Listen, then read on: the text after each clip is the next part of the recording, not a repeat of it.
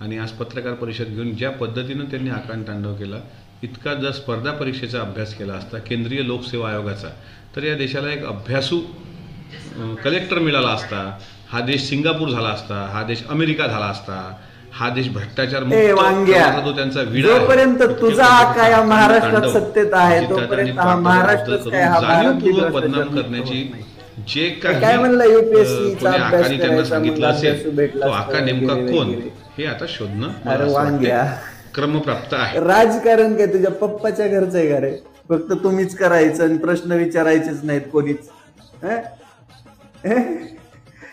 म्हणजे कधीपर्यंत, म्हणजे डॉक्टर कधीपर्यंत म्हणलेत की तू बरा होशील? म्हणजे असं काय काय म्हणतायत नेमकं? विचारलंय ना?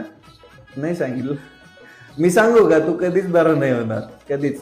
अरे बाबा, आपली उंची किती, आपण बोलतो किती, आपलं काय आहे, आपलं जनतेत जनमत किती, हे तरी बघावं की माणसानं.